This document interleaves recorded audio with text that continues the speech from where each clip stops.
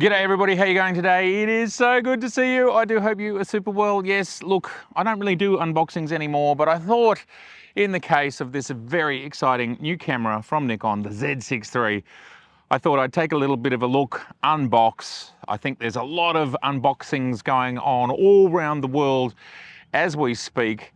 I think this is a very exciting installment in the mid-tier of Nikon's range, and right now from my perspective it does absolutely look like the market leader across the board. Obviously, if you haven't seen my launch video, check that out. I've used this camera for a week or two. It's a very exciting camera, very powerful. I want to show you what it looks like, and I want to talk about what I will be using it for. What's my plan, considering I already have a Z8 and a Z9? Why does it still fit in that world? And what are the pros and cons versus those cameras?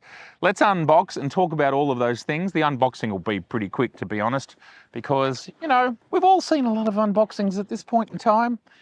Oh, hello. Nikon Imaging Cloud coming soon. Yes, indeed.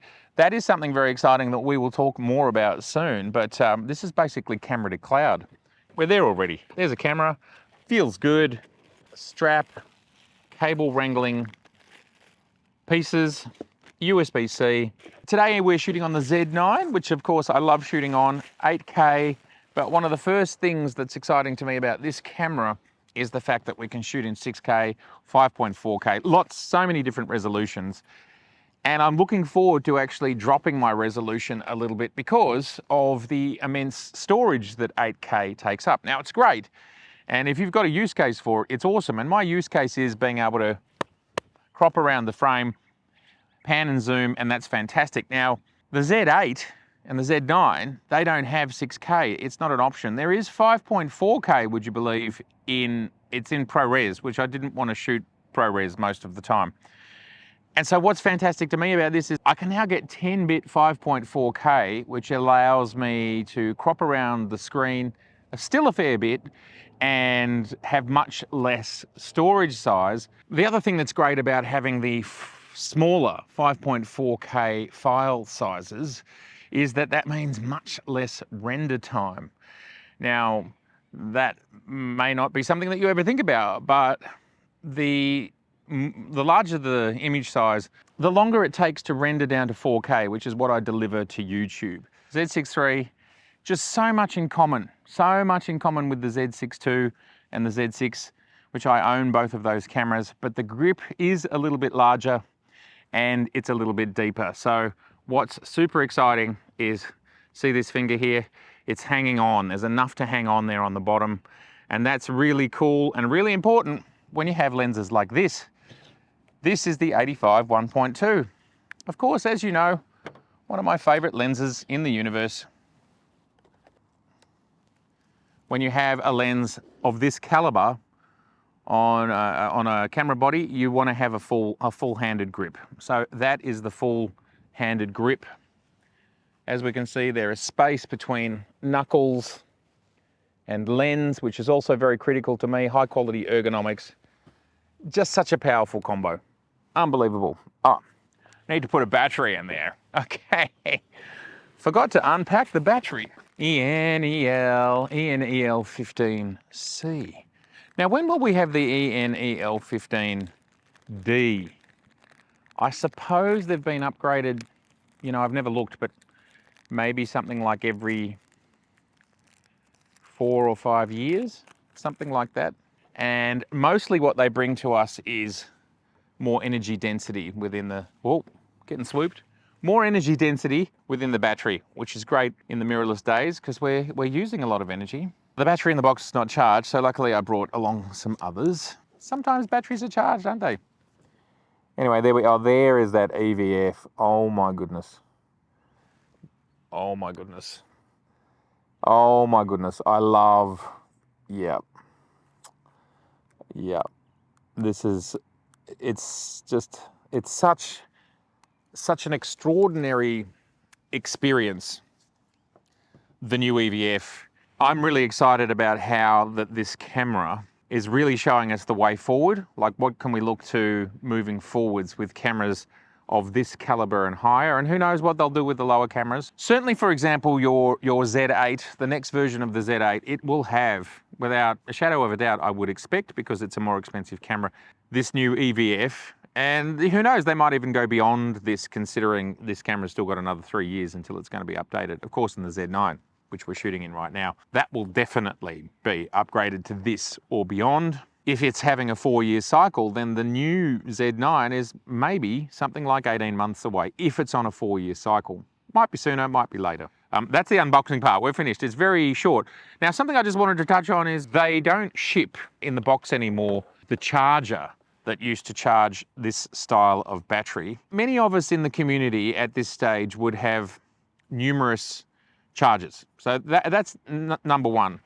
And I just wanted to talk about it briefly.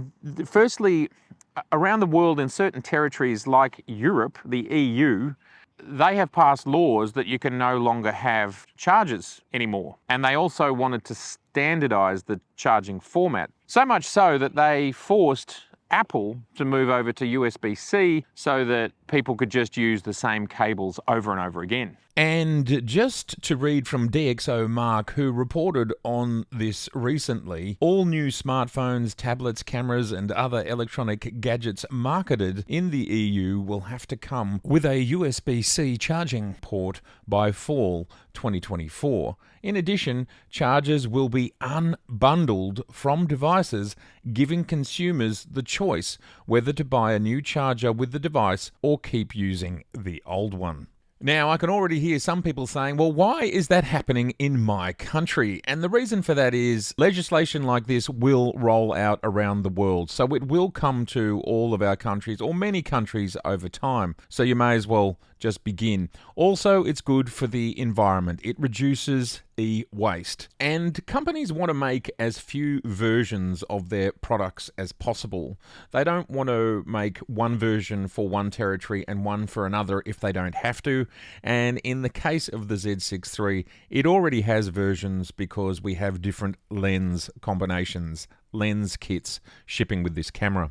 Now, from my perspective, this is a great move because what this creates is less e-waste. And that's exactly what we need in the world, is as little e-waste as possible. We've reached a point in time now where, one, all of us have so many USB-C cables, we have all sorts of battery chargers, we have computers, we've got USB-C in our lives a lot.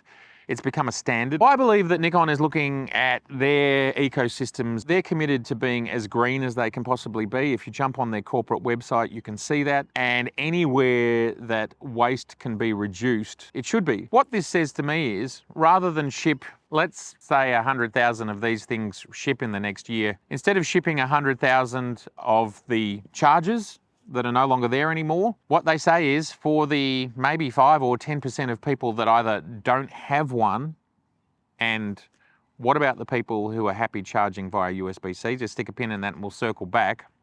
Those 5 or 10% of people who still need a charger, well, they can buy one. They can grab one.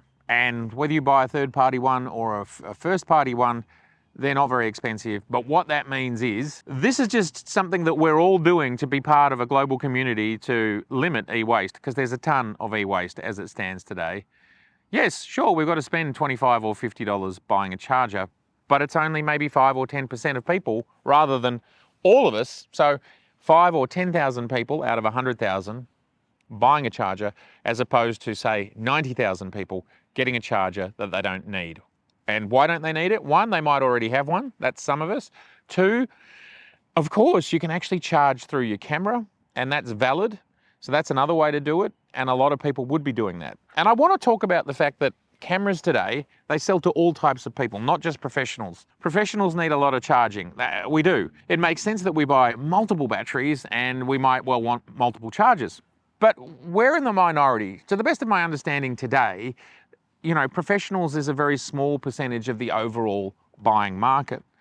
And I would like to suggest it's possible that something like 50%, and maybe it's more, of users are casual users. In other words, they buy a camera and they use it for special occasions. They might go to an air show, or they might go on holiday, or it might come out for birthdays, special usage.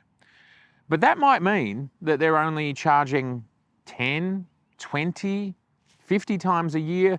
And the idea of charging through your USB cable in those situations, from my perspective, is not really a very big deal.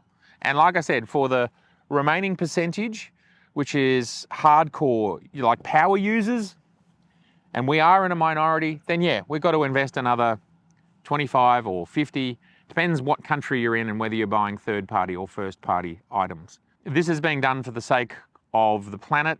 That's the reason, minimizing e-waste, and I think we need to see as much of this as possible. Now, I know that was a long explanation, but I'm just surprised. I'm surprised to see that people are not contemplating that we need to deal with as much e-waste as possible, and the fact that parts of the world like the EU, the European Union, have basically said we've got to do everything in our power to minimise e-waste. I have to talk about the ridiculous quality of the files that I am seeing coming out of the Z6III. This is the first night shoot that I've done to try and understand what does it look like. This is handheld ISO 100 1/60th of a second f1.2 with the 85mm. Obviously the files are just looking glorious. This is pixel for pixel. What's interesting about this file is there's really high dynamic range in it, and you can see here I've brought up the shadows all the way and I've brought down the highlights all the way. And this is what's hidden within this file. This is what this sensor is capable of. And you push it this hard, there is no sign of it falling apart.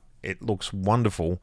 And I've also pushed the overall exposure by one stop. So it's extraordinary at base ISO. Loving these files. This video is not about having a look at the quality of the files, but I just couldn't not mention how spectacular I think they are. The 85mm 1.2 handles beautifully, and it, well, as we can see here, just beautiful, soft, just gorgeous files. It's funny, some people say the S lenses are clinical, and then I look at an image like this and I go, that's not clinical to me. And nor this. And I think, really, to me, clinical is subject matter oriented, and doesn't feel clinical when you're in a position like this. It just doesn't. This sensor is such an astonishing balancing act of speed, low light performance, rolling shutter performance, and image quality. These are just gorgeous, gorgeous files. I mean, those roses there, this stuff is just popping. It's really, really quite powerful, really quite interesting.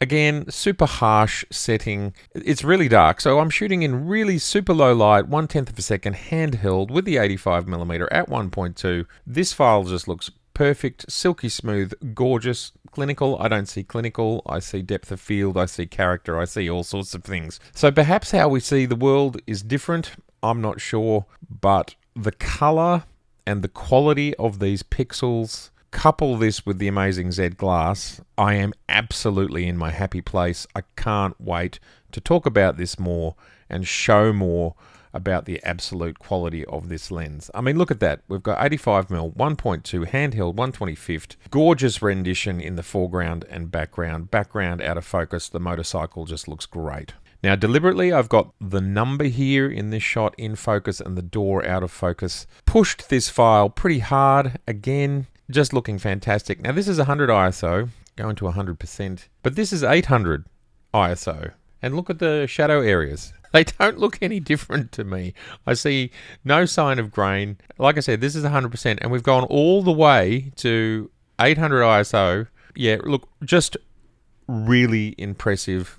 And that's all I can say. I'm going to do way more testing, of course. The early look at this sensor, and I think I'm seeing here, and I might be wrong, I'm not sure, but perhaps the best ever image from a Nikon sensor when we're at higher ISOs. This is 800 ISO. Fly through and take a little quick look at just color, rendition, some black and whites. Just love what's going on here. And for an all-purpose camera, let alone the fact that we're going to get into pixel shift and we're also going to get into AI enlargement. I'm going to make a video about both of those things, just showing the 24 megapixels. It's not really 24 megapixels in 2024 because we have tools available now to bring us so much more. We're now with the 24 to 72.8S, also looking absolutely gorgeous. This is actually the Plena, and I was messing around here with depth of field and color and contrast. This is a sculpture down in our Docklands region. This is not a full look. I just wanted to show you how very impressed I already am with just a limited amount of shooting so far. I've now received my copy of the Z6III and, well, so much more to come. Back to the video. Clearly, this camera is a massive step above a Z6II, and really, there's very little they have in common except for the 24 megapixels, give or take. Very little that they have in common. Once you step beyond that and maybe you're looking at the external shell and you're kind of going, yeah, well, the external shell, that's similar as well, but I'm talking about the technology. Once you go to EXPEED 7, it's not a quantum leap, but it's, well, we know a couple of things for a fact. We know that the processor is 10 times faster than the two EXPEED 6s. So the processor in here is 10 times faster than the two EXPEED 6s. We also know that the new stacked sensor is 3.5 times faster than the sensor in here. Now, these 2 points alone change so much. They change the speed of stills photography. It's immensely increased the autofocus capabilities. From what I understand, it's not quite at the level of Z8 and Z9, but in my usage of the Z6III, and I am not a bird in flight shooter, I have seen in my usage no difference between a Z8 and a Z9. So for a very wide range of use cases, there's essentially going to be no AF difference between a Z6III and a Z8 and a Z9. And it might only be if you're on the bleeding edge. Now, one thing that the Z6III currently doesn't have that the Z8 and the Z9 have is the specific bird detection mode. Now, seeing as this camera appears to be being somewhat aimed at that market, it would be my best guess that that mode will come, just like it's come to the Z8 and the Z9. I do think it will appear. We just have to always keep in mind how long these cameras are in development for and how much has to be done to bring them to market in the first place. Specific bird detection, I think, will probably come via firmware to the Z6III. Who knows? I have no inside information, but it makes sense to me. And because it is running the same processor, to the best of my understanding, because Nikon said at the time of the launch of the Z9 that the Z9 EXPEED 7 was 10 times faster than the Z7II EXPEED 6s. And now they're saying this one is 10 times faster than the two times EXPEED 6s that were in the Z6II. And I can only presume that the EXPEED 6s that were in the Z6II and the Z7II were the same. And thus, this EXPEED 7 is the same as the one in the Z9, which means it's completely capable of it. And not only is it completely capable of it, but if you take into account, and I don't know if this is exactly right, but if you take into account that in a Z8 and a Z9, the camera actually has to look across 45 million pixels, and in a Z6III, it's only looking across 24 million pixels. It's possible it's not as hard work finding things when you're finding it across less pixels. Don't know if that's the case. Would love anybody to comment below what they think about that. I do think that will come in this camera, and you know, from some people would like to see it already. I think it'll arrive, and you know, if you're worried about whether it'll come or not, I suppose wait until it does. But from what I've seen, the all-purpose animal detector, it works, and it works quite well already, as it already does across all of the other EXPEED 7 cameras. So you're off to a very good start there. Circling back to the EVF, the EVF is just extraordinary. It's beautiful. It's got the frame rates. It's the brightest on the market of any camera.